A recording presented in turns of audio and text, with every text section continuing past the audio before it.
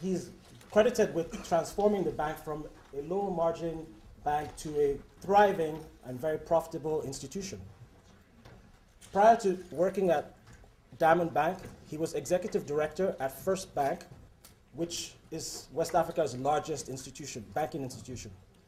And he has a variety of professional and experiences in the corporate world, as well as in top institutions like HBS, Wharton, and of course, Columbia Business School. So yes, he is one of us.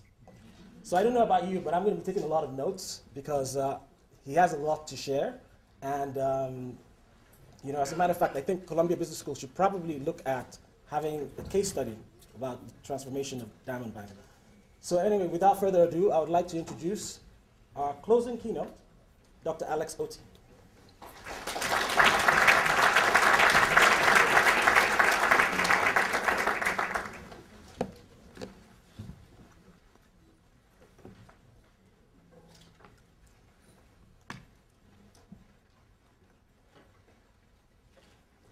Right. Thank you very much, Osama. The problem with introductions like this is that they set you on a high jump, and the expectations will be much more than sometimes you can probably deliver. So let me warn you that you may not get all what he said. I'll try and talk a little bit about Diamond Bank.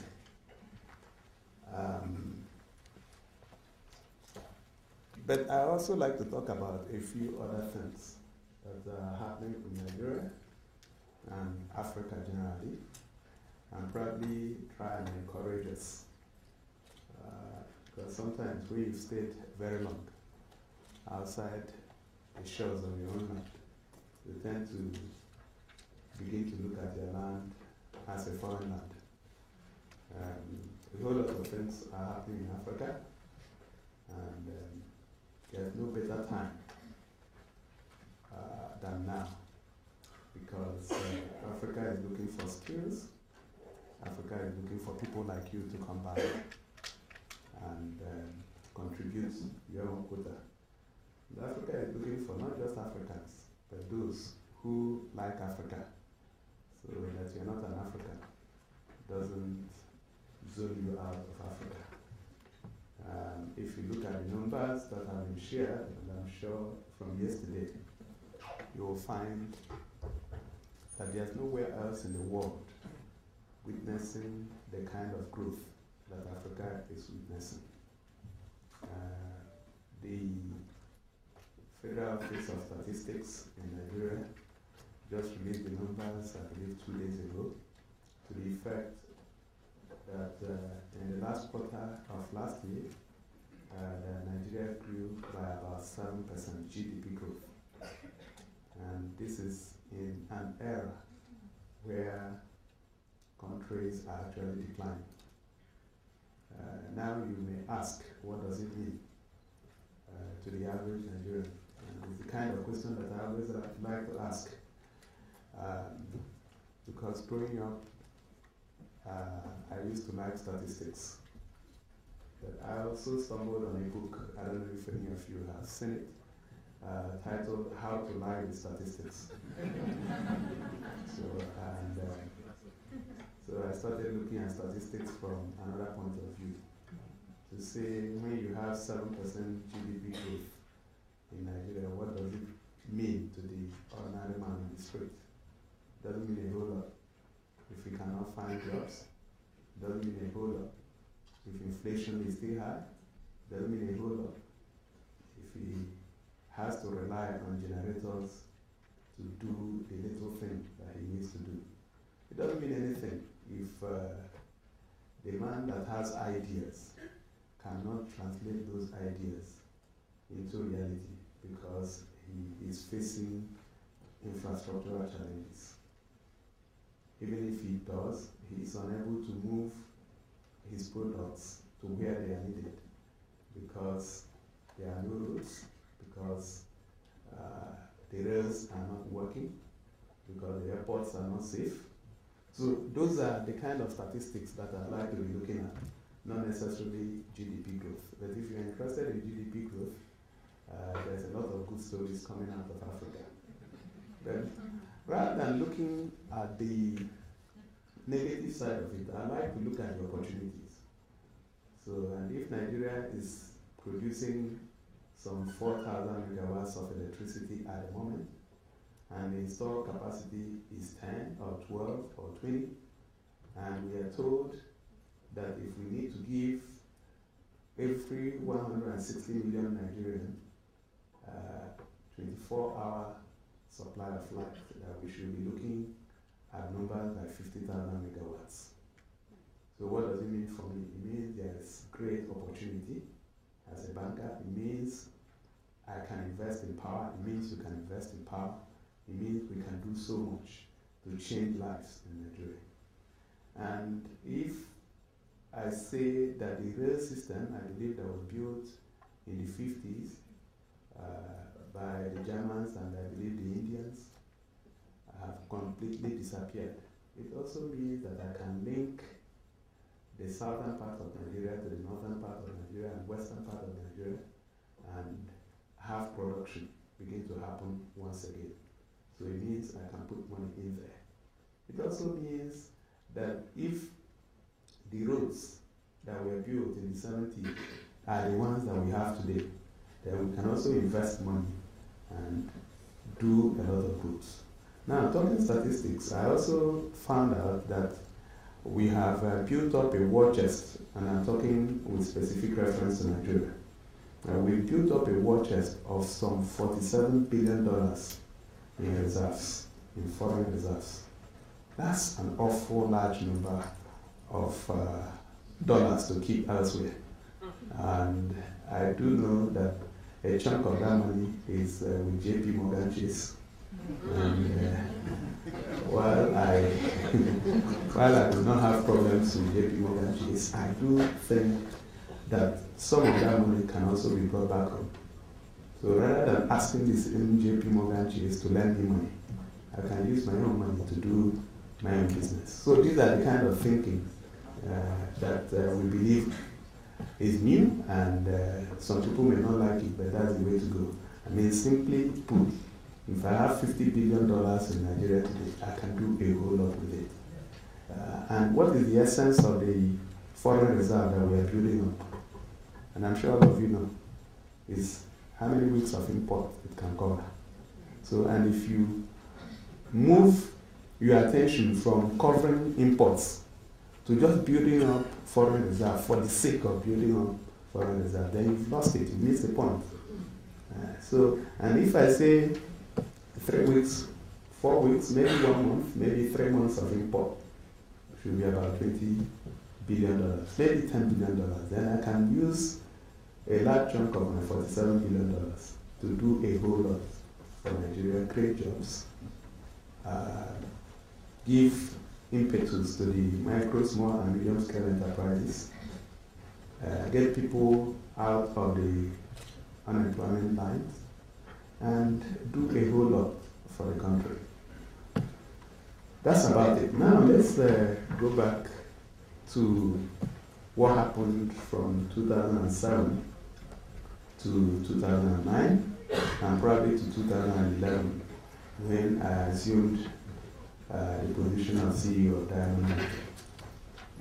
The global economic crisis, which started somewhere around here, I'm sure we're all very familiar with the subprime loans and all that. So that crisis, initially when it happened, a few people thought that countries in Africa were isolated. And the simple reason was that we were not doing enough trade, we were not doing so much, we are so endogenous, and it wasn't good enough. Because a few of us want that the world has become a global village. And I believe, I remember having an argument with the then Central Bank of Nigeria governor, who you call here Federal Reserve President, like Benanke, I'm sure we know him. Okay. So we had an argument, and I said, I studied economics right with my first degree, and I felt that there was no way that the crisis that started in the US, went to Europe, hit some parts of Asia, will not come close to Nigeria. Just think of the simple thing we do. We are still an import-dependent economy, so you have to open letters of credit, and if the man that is giving you credit has a problem, he needs to solve his problem first before giving you credit. And it was simple logic. But I was told that we have built such a war chest in terms of capitalization of banks that even if anything happened, it wasn't going to affect the economy so seriously. Maybe they were right, because the banks were very well capitalized. But time has shown that it's not exactly correct. So what happened? 2007 went by, 2008, by March 2008, the Nigerian Stock Exchange, the oil share index, dropped from some 66,000 points to less than 20,000. Global fund managers were dumping shares. Share prices went down. Market capitalization by that same March 2008 was in the region of $87 billion. 1 month after April 2008, it dropped to $19 billion. So, and it was like hell was let loose. Banks started losing money. Banks that had extended loans, margin loans, now found that the margins that they had collected had disappeared. So there was a big problem. As if that was not enough, July 2008, oil prices, and I'm sure you know, Nigeria is an oil exporting country, and I think we are the 5th largest producer of oil. Oil prices went down from $142 per barrel in July 2008 to an all-time low of $42 per barrel by January 2009. So it was a big problem. The banks, some of them were giving an impression that everything was okay, but we knew things were not okay. June 2009, a former bank CEO, actually my CEO then, in First Bank, and I believe he's been here, Sanusi Lamido Sanusi, was appointed the central bank governor. He was a practitioner, he knew all the tricks, he knew all the truth, he also knew all the lies.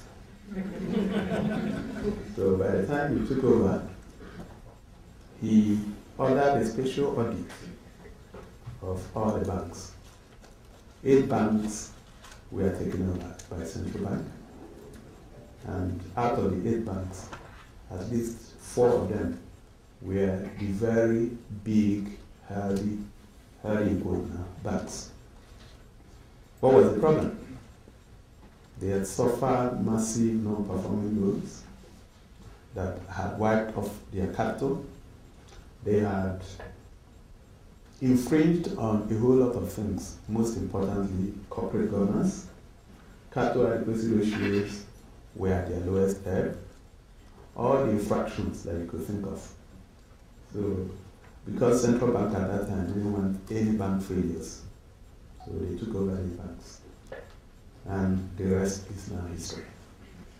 Now, Diamond Bank was one of the banks that survived that test, but not without its own catches too.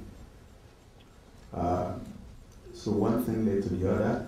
Central Bank set up the Asset Management Company of Nigeria to resolve the non-performing loan issue, because it was such a big issue.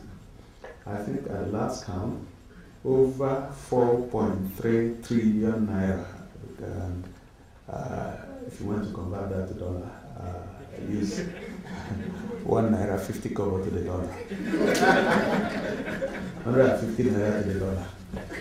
Okay, so over 4.3 trillion naira have been taken over by the Asset Management Company of Nigeria.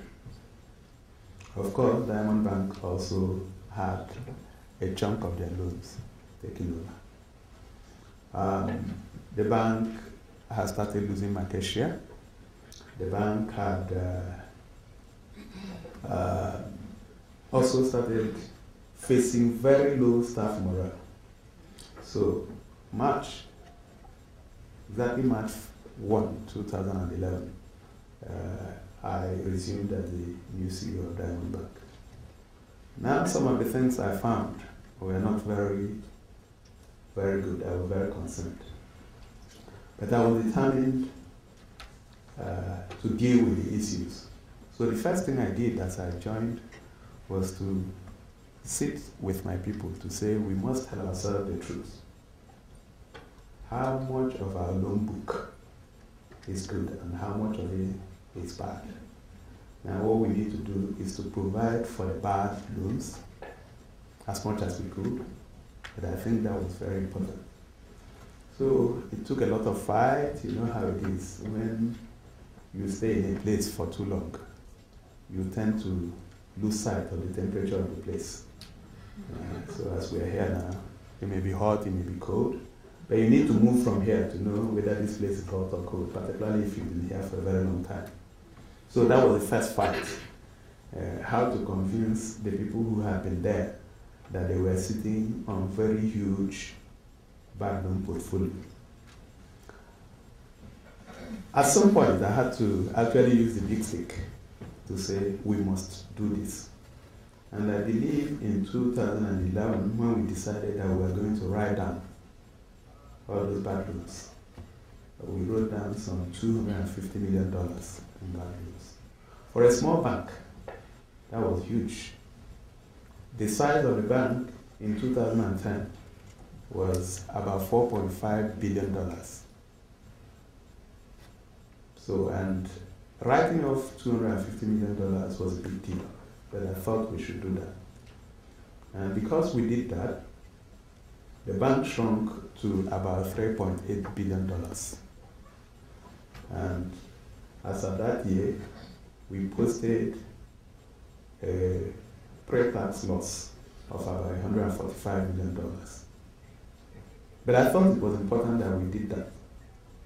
The other thing that we also did was to look at our risk management function, and I'm sure a lot of people understand what I mean by that. That is where you have a big problem with banks. And if you're a CEO that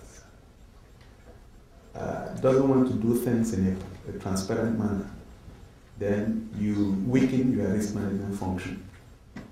But what I did was to upgrade that function to a directorate and hire an executive director to take charge of that directorate. Of course, to do that, I had to fire the person that was there before them. And of course, in this kind of role, you shouldn't be afraid to fire. You shouldn't also be afraid to hire when the need arises. And that's what we did. It was difficult, but we did it. So we cleaned up the place, got a new chief risk officer, and went through the board to ensure that this chief risk officer was independent. Independent to the extent that we can disagree, we can fight, but we will always agree. And I gave so much power to the chief risk officer to such an extent that if she said no to a credit, it would be difficult to approve it. And the kind of powers I gave myself was such that if all my executive members, and I had about 5 or 6 of them, executive directors and of course the chief risk officer, if everybody said yes, I gave myself the powers to say no.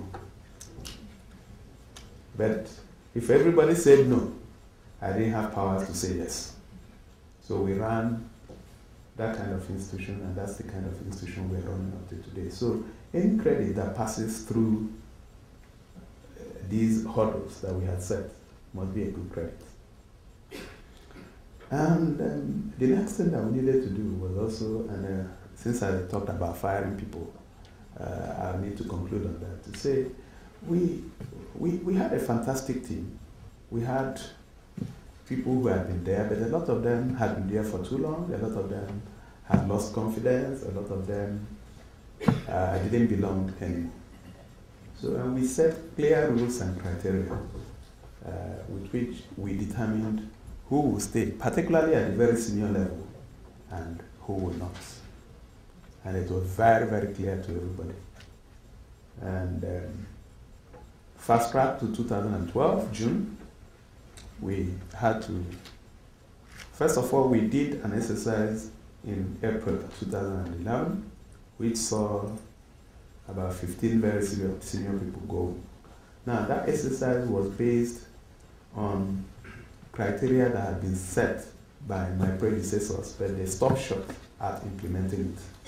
And when I came and I saw it, I implemented it. But I thought that going forward, that I needed to set clear rules, which was understood by everybody. And so you could sit in your office and measure yourself and write your appraisal, know whether you're doing well or not, based on agreed criteria. So that happened. And June 2012, that was last year, we implemented that for the first time. And that saw about 120 people leaving the organization. We ensured that they didn't leave very angry, so we paid them off. Very expensive thing to do, but we did that. And then we now opened up the place to get in very, very good people. And before we did that, we also improved on the pay, because I talked about very low staff morale. Pay is important, but the environment is more important. So we try to maintain an open and transparent system where people could air their views, where people could be heard. We must not agree with you, but we must hear you out. And that culture permeated in the system. And a whole lot of people are looking at Diamond Bank today as a place to work. We are told that we are the best paying bank in Nigeria. I haven't done the comparisons, but that's what I hear. And I think that it's also borne out by the fact that every day people are knocking on our doors and they want to live where they are to join us. So we created an environment that was open, transparent. People will know if you're not doing well, you know you're not doing well. Nobody will even tell. Okay, so, and I think that worked. Now, I want to dwell so much on people because you really cannot achieve anything if you don't have the right people. So, in 2011, we told ourselves that there were very clear deliverables for us. There were things that we were going to do. So we locked ourselves in the room.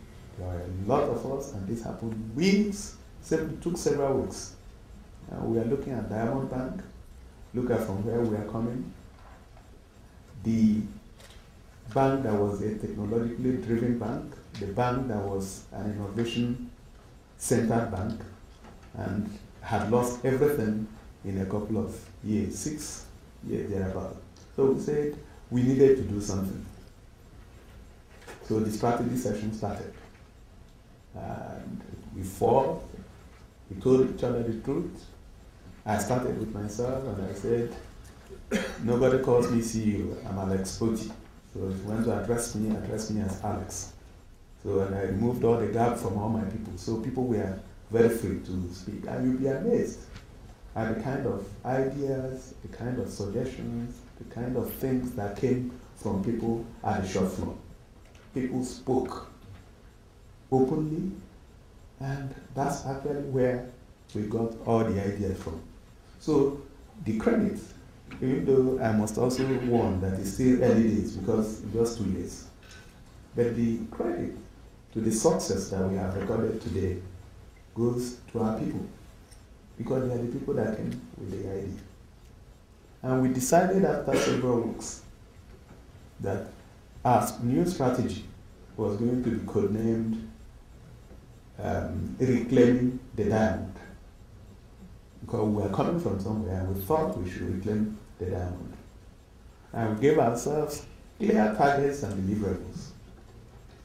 When that was done, then we had a 3-day retreat at the board level. And it was a difficult thing selling to the board the kind of things we wanted to do. Some of them thought it was crazy. You can't be coming from nowhere and want to be here. Do you want to kill the man in front of you or something? But I said, we can do it. And we all agreed. The board said, okay, if that's what you want to do, please go ahead. And then I took one more thing and I said, I must get a free hand to do these things that I like to do. And I got it. And we all went back. So the next thing was, who was going to head the department that would be in charge of people, the human capital department. And if you're a leader in this room, or you're an intending leader, pay a lot of attention to who you are head of human capital, head of human resources, personnel, whatever you call it. The head of that group is so important. There was a so-called professional that was there. And I had a big problem with her. And at some point, we thought we needed to make a change in that area. So we let her go. So we were looking for the head of human capital from all over the world. We even went to the economists and advertised without putting her name anyway. And all the interviews we conducted, we really didn't find the right person. One day, we were at the strategy session, and one of the old hands handling small and medium-scale enterprises just made a comment, and I said, "What a minute! I found my head of human capital in the room. Spent about 18 years in the bank, so it's not like somebody coming from the moon." And I consulted with my colleagues. Everybody was like, "Oh yeah, why didn't we think about this?" So then we made that appointment, and things changed. Because if you have a hold, a handle on your people, then you have a handle on your business. And some of the things that used to happen in the past that we knew, we tried to correct them. There were no longer sacred cows. Where you came from didn't matter. What was important is performance. Once you are doing well, the organization recognizes you, and we did that and did more and more of that. And I was amazed at the results coming from our people. So as business leaders, you must pay attention to your people, because they are the people that will deliver the goods at the end of the day. And you must make it a point of duty to ensure that they are well remunerated. Because there's this saying that when you pay peanuts, you get monkeys, right? Good. And so that worked, and I could sleep very easy. Of course, we had written off all what we wrote off. But the rest, I'm sure, is now history, and we can always Google and read some of those. But I just fast-track to end of last year. Okay, I don't have the numbers for end of last year because the auditors are still with us. But as of the third quarter of 2012, the bank had moved back to profitability, and the bank had posted $150 million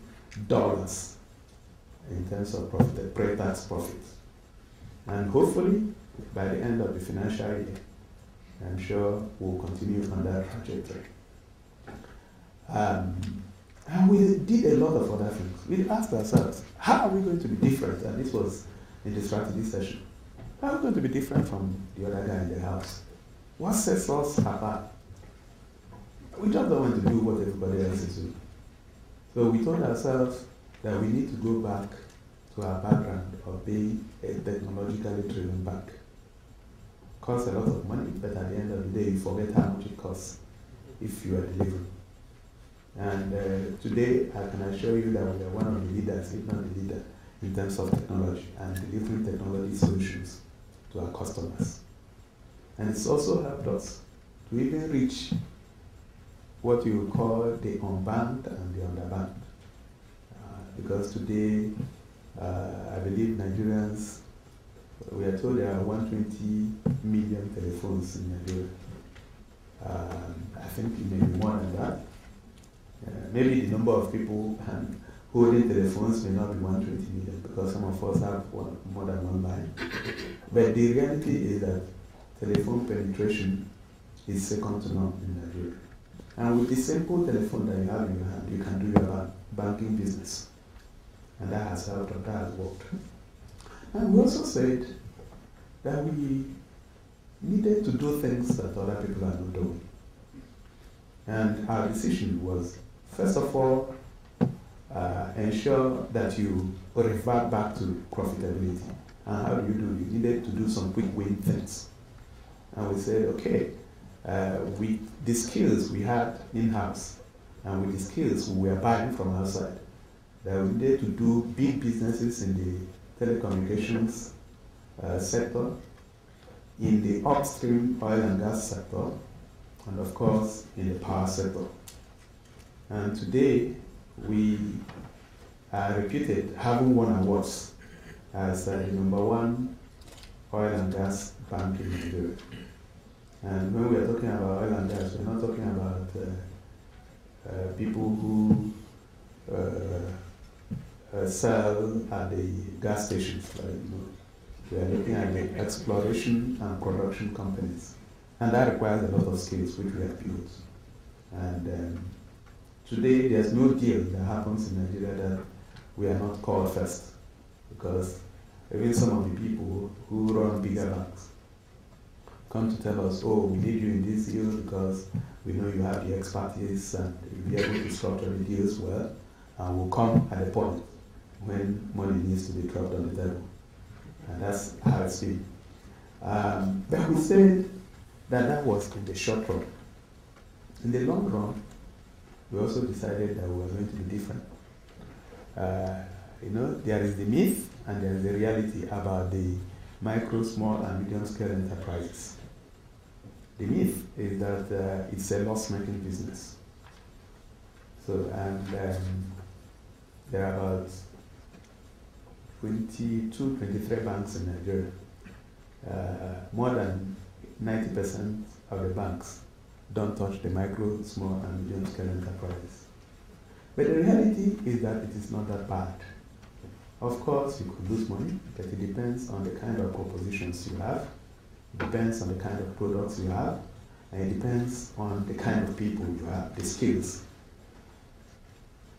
So, and I had to build on what the bank started in 2008, and that is the several propositions and skills that were built from that 2008 until the time I joined. And I said we needed to now break down this myth. What does it really mean to say that the retail space and the medium and small scale enterprises, that they are loss leaders? And when you put a chunk of your money in the middle market, what happens to it? I don't know how it is in the US, but I know that elsewhere, the middle market is actually the loss leader. And when you finance a distributor, finance a middleman, the collateral that he gave you may be worth nothing. He is also the one that is so well educated, knows his rights, goes to court, keeps you there. And I said, it is not exactly true. And we tested it and we found that it's not true.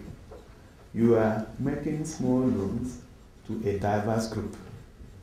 So even if any part of it goes bad, it's still going to be insignificant relative to the total that you have disbursed in that group.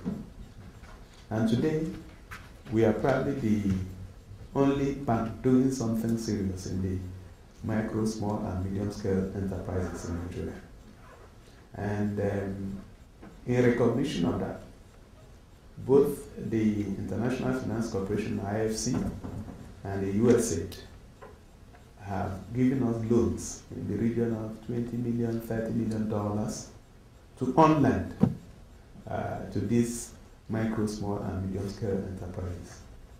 And I can assure you that the loss norms that we are dealing with are much, much lower than the loss norms in the middle market and the big businesses. And 50% of our deposit base today comes from that segment. Of course, you are bound to lose some money, but I can assure you that it is not that significant. Now, wrapping up, there are a few things that I just want to put together. To run a successful organization, particularly an organization in a transformation mode, you need most importantly the people. And if you can find them anywhere, go and get them. And whatever you pay them is insignificant relative to what they will give you. So I believe in getting the right people and putting the right people on the job. And if you have to run an organization, please pay attention to that. The other thing that is very important are your customers. Who are your customers? Do you listen to your customers? Do you create products that will address the needs of your customers?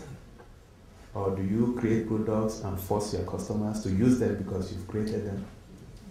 So the voice of your customer is very, very important. And the next one will be your propositions. What are you selling?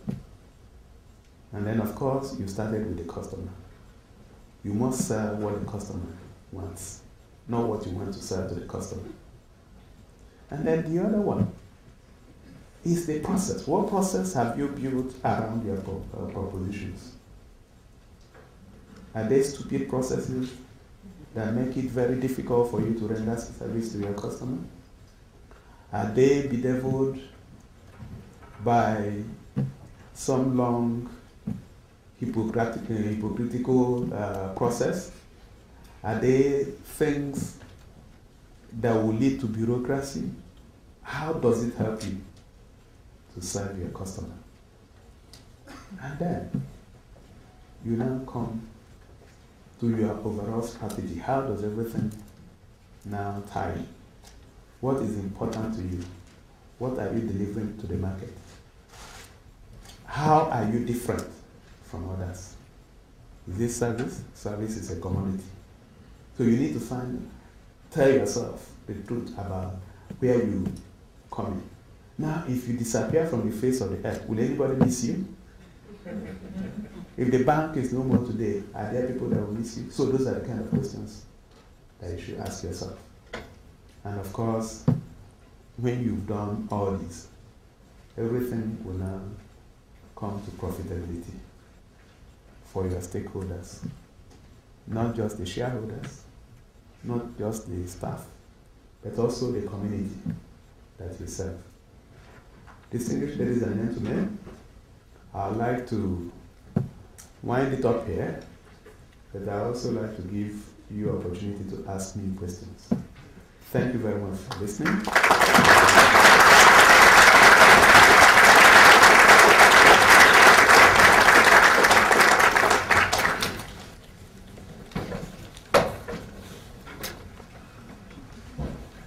Yes. If you just tell us your name, okay. And my name is affiliation, and your affiliation. My name is Bankole Cardozo. I'm at the Call-Out Group in New York, from Nigeria. You mentioned that AMCON had to buy about 3 trillion naira worth of bad loans. I just wanted to understand how the banks got into that terrible situation. How was it so bad? 3 trillion, 4 trillion. What were they doing with their loans? And who were they giving loans to? And how did they get in that situation? Okay. I talked about it a little bit earlier. I had said a lot of banks were giving margin loans, and margin loans simply means You want to buy stock from the market, you have 30%, and the bank matches 70% to you. Now, what typically happens? If those stocks that you're holding lose value, and I talked about losing some 75 to 80% value, so it means that your contribution, your equity contribution, has not only disappeared, but the loans that the bank granted have also gone. So that's one of it. The other thing that happened was that a lot of banks also invested in real estate, not direct investment, lending to real estate. I know typically, whenever there's a bubble, it will burst. So when the bubble bursts, the value of those real estate, just like here, the value went down. And the loans that were created became bad loans.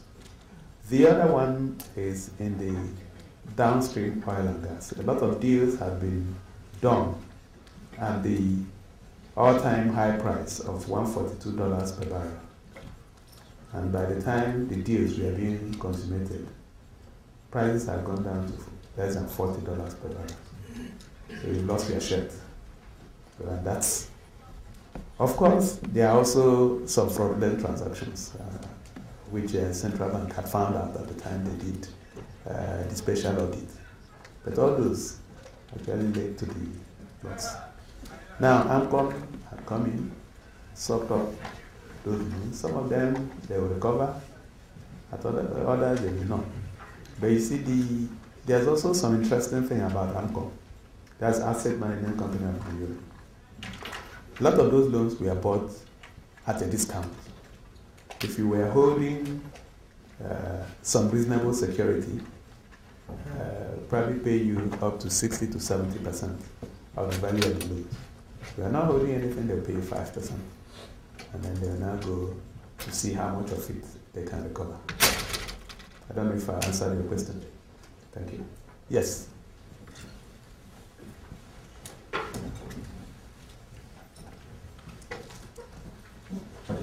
My name is Adam Maku. Actually Nigerian. I happen to come from the same place as you, but I've never been lucky to meet you in person. Yes. So I just got to be you. I'm actually completing a master's program in economics here in the school. From what you said about interest rate and unemployment situation in Nigeria, that is exactly where I want to comment on. In economics theory, we know that there's an inverse relationship between unemployment and GDP growth. But Nigeria's situation has defied this economic theory. We found out that GDP has been increasing over the years, and the unemployment has been increasing as well. And in no country, it's just a very unique situation with Nigeria.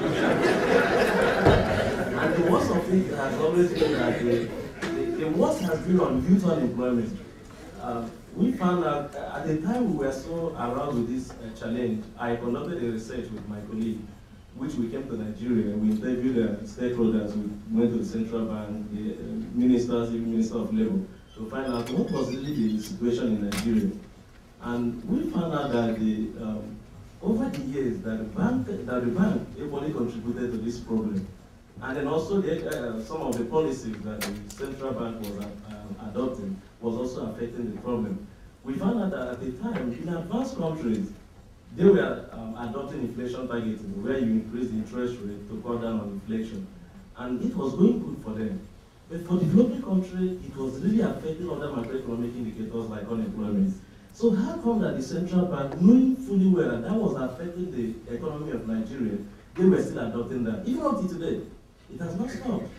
We made a recommendation, we published the paper, it was published, and the recommendation was given to Nigeria. And up till now, it's still been, there's still a challenge. Actually, the Minister of Finance right now is implementing one of them, where we found out that recurrent spending has been at the peak of it over the years. But she's finding it very difficult to cut down on recurrent spending. And no country survives in the world with over 70% recurrent spending as against the capital spend, which was found in Nigeria. And we also found out that, like my brother asked the question, from the banking sector, we noticed that increases in credit has never gone to the private sector. we noticed that in Nigeria, the private sectors employ more of the graduates, young graduates. But the credits from the banks were not going to these people. So we were asking, where have these credits been going to? Unfortunately, you are here. Perhaps you can ask the question now.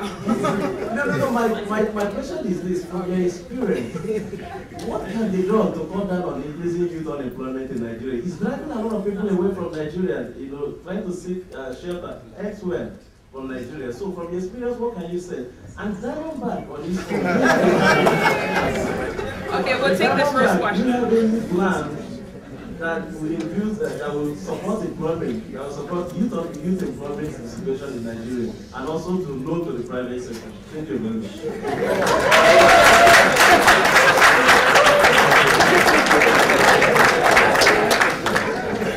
All right. Thank you very much. That was the thesis. But I'll try and answer as much as I can. And if along the line I exercise my fundamental human right to forget, you remind me. I said it earlier when I was talking about GDP growth. And that's why I made reference to the book. Sometimes when you are looking at the GDP, and you are focused on the GDP, you lose sight of more important issues. And I talked about unemployment. The first thing is you need to find out what the components of that GDP are. Because it's very, very important. How do we calculate it? And until you find out how GDP is calculated, you probably don't know why it is going in the same direction with unemployment. Now, an economy like Nigeria's, whose like oil and gas, for instance, constitutes more than 80% of our foreign exchange earnings. So you already have a problem there, because on increasing basis, you have virtually everything about oil and gas automated. I remember about in 1997, I went to a place called Bonny in Rivers State, where ExxonMobil was building a natural gas liquids NGL plant. And this was some $2.5 billion project. And I was supposed to be assisting with the funding, so I just needed to understand it. And even though I still went ahead with the funding, but I left very disappointed. Why? Because the gentleman who was the project manager demonstrated to me that by the time the plant was completed, that he didn't need any person to run it. So that he could run a $2.5 billion project in Bonny, sitting in Lagos, just with his computer.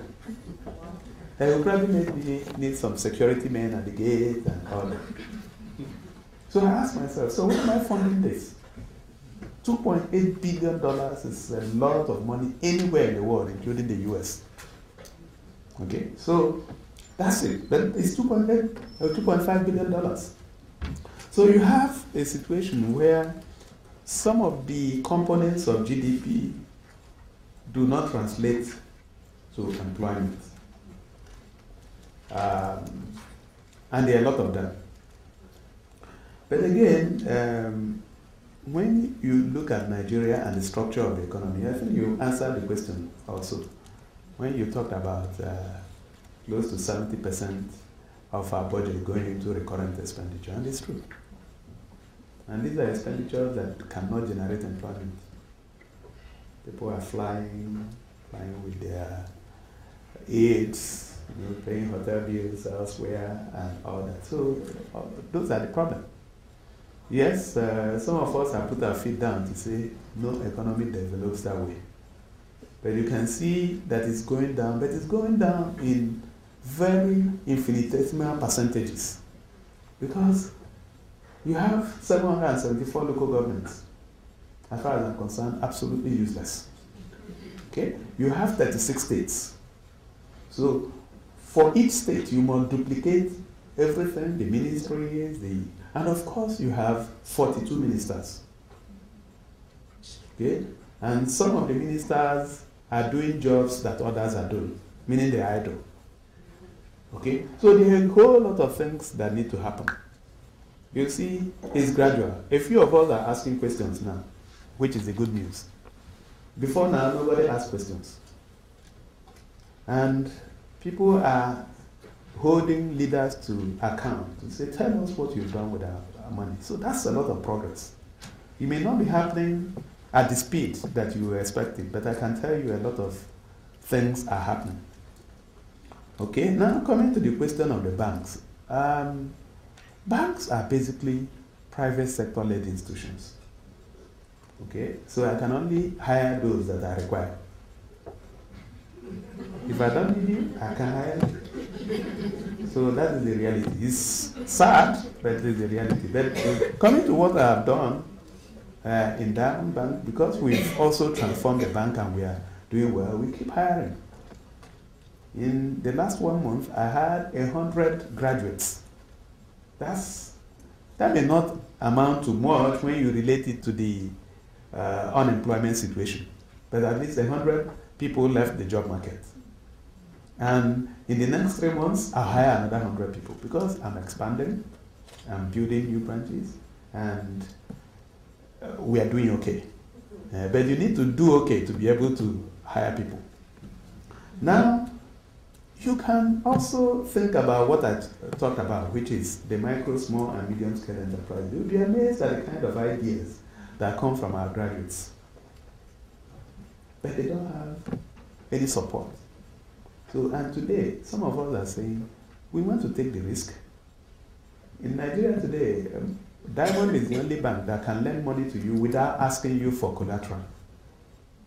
Once I see that you have a good idea, we have products that will address those. And I can tell you that a lot of times, the people we lend money clean, come and pay back.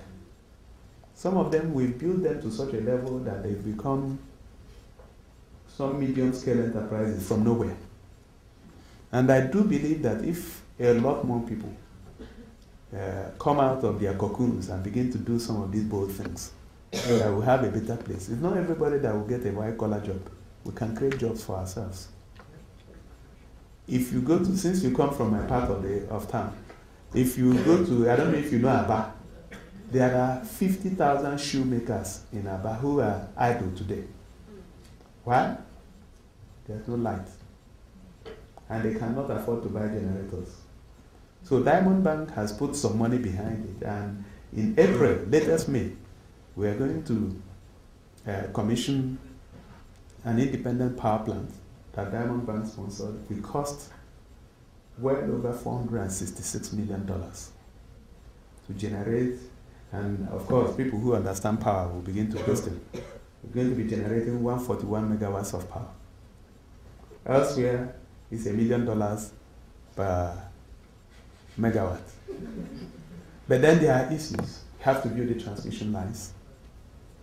Okay? You have to rehabilitate some of the NEPA line. And you have to do a whole lot. But we are doing that. And we believe that by the time next month we switch on power, at least those 50,000 shoemakers will go back to business. But these are things that we are doing out of our own altruistic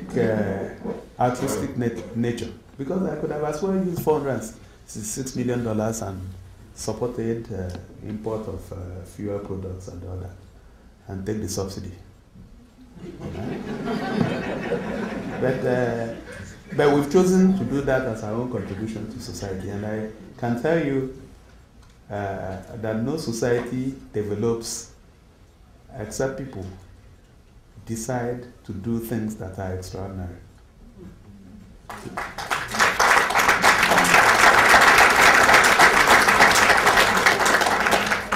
So I will encourage you, I will encourage you to come back, because it looks like you have very good ideas, and come to the trenches so that we can ensure that the society gets better than it is today. Thank you. Yes. We'll take one last question. I must get a question from a lady. Oh, lady, oh. Yeah. Yeah, we're the women.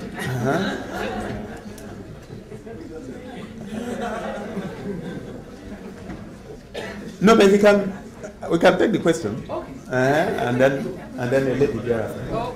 Okay, we have a lady out there. Got a lady back there. Well, I work with IBM Consulting in New York. Prior to that, I worked in 3 banks in Nigeria, mostly in internet strategy and risk strategy towards the end. My question relates to regulations in Nigeria pre and post the financial crisis, right? In the US, we've seen various acts like the Dodd-Frank Act and a couple of other initiatives aimed at curbing whatever the excesses or issues related to prices was. So my question is, in Nigeria, could you give us insight into a couple of ways in which banking regulation has changed, is different now compared to pre the crisis? All right. I think I talked about that too. I'm sure you even know much more than I do, because it's in the public domain. But some of the things that have changed by regulation. First of all, the requirement for capital adequacy. While Basel II, Basel III are talking about 8%, the minimum in Nigeria for regional banks is 10%, and for international banks, we Diamond Bank is one of them, is 15%. So and that's key, that's major. And the abolition of universal banking is also a major one, because central bank felt that a lot of banks incurred losses because they were doing things that they shouldn't be doing. So if you want to be a bank, you better be a bank. And if you want to be a holding company, then you need to provide capital for the bank as distinct from other businesses that you are licensed to do. And I think that is major. And of course, the whole issue about corporate governance, and I'm sure we are all familiar with Otti. I think in Nigeria we've even gone beyond that, and a lot of things that used to happen in the past cannot happen anymore. So we have a very agile and serious-minded central bank, and the way and manner in which they took over some 8 banks in 2009 would show you clearly. And of course, the management of those banks are not breathed the air of freedom. Some of them have been in jail, and others are in court. Some of them have had assets seized and frozen, including assets out here in the US. So I think it's a more regulated environment, and I think it's better for the institution, even if practitioners don't like it. But I think for the survival of the banking institution as a whole, I think it's a lot better. I don't know if I answered your question. Thank you. Yes, the lady out there. Good evening. My name is Nathan. I was away from the. Can you be a bit louder? Hi, my name is Nathan. I grew up here in the States. I'm originally from Guinea. I heard at the beginning of your call you speak about the potential in Africa to ask us to sort of go back home. There's a lot of uncertainty in transitioning back home. I'd love to hear what your company or organizations like yours are doing to attract folks in diaspora who are well educated, have a lot of potential, want to help back home on the continent, but are afraid about the transition and the uncertainty. Somebody needs to interpret that for me. She wants to go back home, but she's afraid. She wants to go back home. But she's afraid of the transition. What are companies like yours doing to address the transition? And to make it easier. Easier for them. Oh, okay.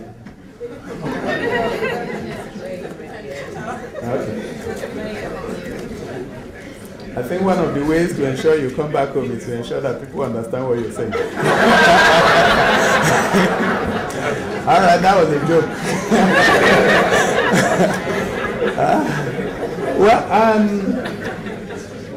I think the major problem is fear itself. Yes, and a lot of times, we are very comfortable where we are, and we think that nothing happens elsewhere. I was telling somebody a story about a professor I met in Connecticut about 20 years ago, and we were discussing some of the places that I had gone to with my wife, and the professor said, "Wait a minute, how long have you been in this place?" I said, 2 weeks. "And 2 weeks you've been to all these places?" I said, "Yes, I've never left this place." So what am I looking for out there? So I think the fear of the unknown, which you need to, it's you that will have to get over it.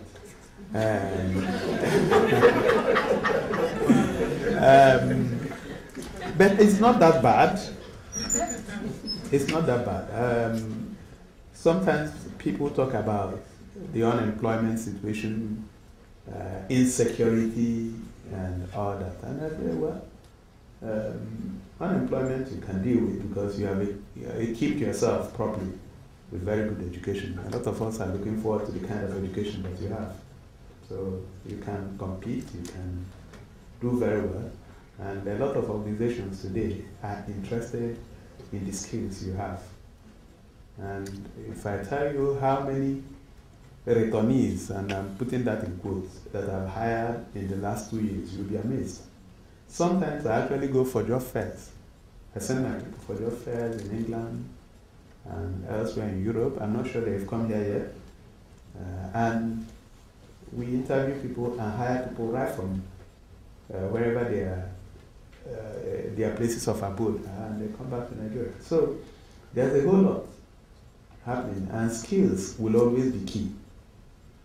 Maybe if you're looking for a government job, it may not be skills may not be as important.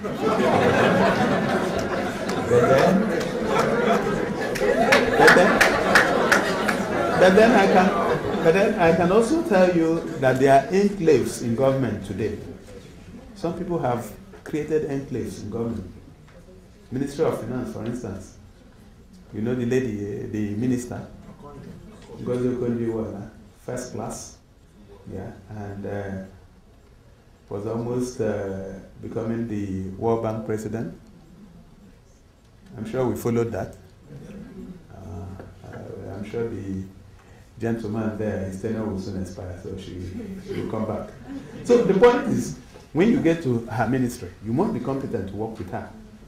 And there are a couple of Minister of Agriculture, the Central Bank, there are Minister of Communications, the Minister of Communications, Omobola Johnson, used to be the CEO of Accenture, and used to be on my board before she was appointed.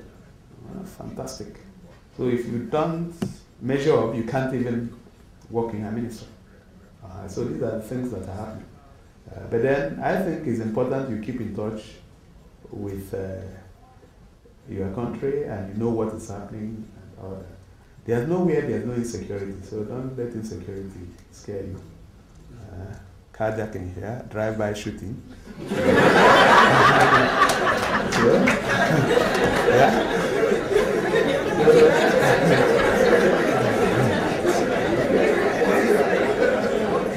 All right, I hope that was helpful.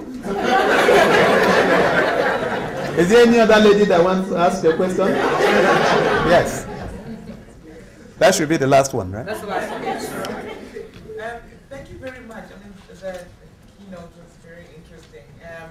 I'm from South Africa. My name is Mame Jamoshe. I work for a women's investment bank in South Africa. I don't think I need the mic. I have a loud one. Yes. And we have been trying the SME space. We only invested our first fund, which was 150 million range, which is about less than $20 million.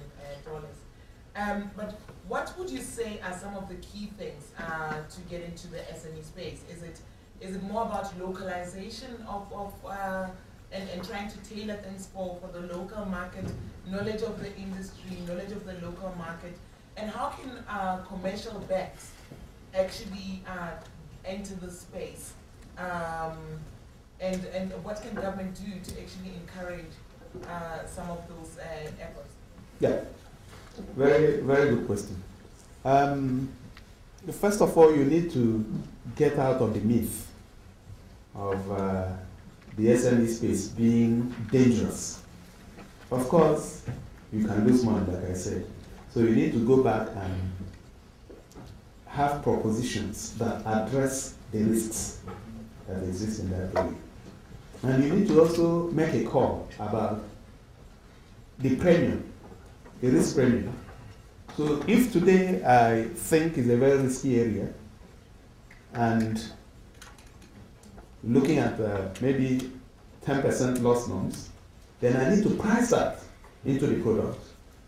So that even if I take the 10%, I'll still come back without too much trouble. Okay? So that's the first one. Of course, you made a point about the knowledge of the local market, but knowledge of the local market is neither here nor there, because when you take a South African market, okay, other than different products in different areas, it's basically the same market, culturally speaking. Most times people behave the same way in particular locations and all that. So you really can take that for granted. But then there is the will, the political will to do something different. It's very important.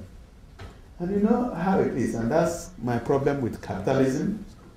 Capitalism is such that you just focus on what gives you the greatest profit. You can deal with the fallouts later.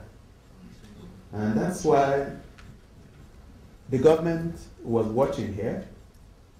And even people like us were asked to buy houses. I don't live here. And then one of the times I came, zero paid down, or what do you call it? Zero, right? 0%, right? And 0% financing for 2 years and all that. So it was madness. Okay? Everybody saw it happening. Saw it coming, but nobody did anything about it until it happened. And that's why, you know, the theory, for those that read a little bit of economics, the theory of invisible hand does not work. It has failed before, it failed again, it will still fail again. So, and government needs to intervene in the economy. That's my personal belief, and I can have a debate on this. So, and we've seen clearly that where governments folded their hands and became complacent, the economy has failed. Because that theory of invisible hand does not exist. So I agree, the government needs to be part of it. The government needs to give some tax relief. But we are saying that even in spite of the lack of attention and lack of action from government, if you are a sensitive and sensible financial institution, you need to start looking in that direction. Because sooner than later, there wouldn't be anything else to do. But today, you can give money to MTN and go to bed. Before it matures, they pay you. So it's a no-brainer. You are giving money to the oil company, of course, they will pay you. If they don't pay you, the home office will pay. So it doesn't really require so much. You know, we've now come to this very lazy attitude in the financial system, whereby, you just go it easy. Anything that's easy, that's what you want to do. Anything that requires skills, you don't want to. But the reality is that the money that you are making from that easy business will soon disappear. When it disappears, you need to come back to do the real financial business. So I will encourage you to keep doing what you are doing, because that's the way to go. That's also the way to empower your people and get them out of the employment lines. Thank you.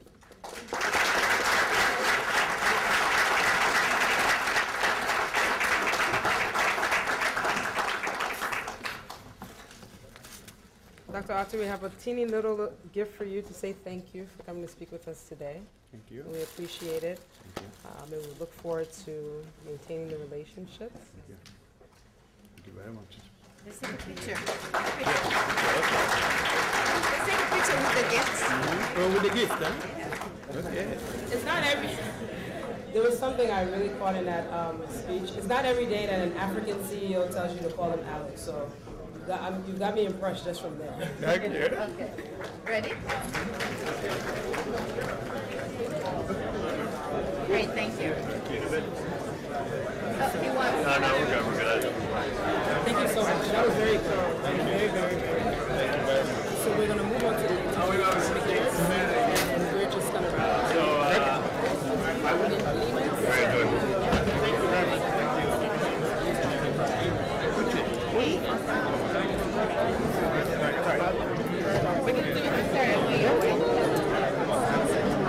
For those of you.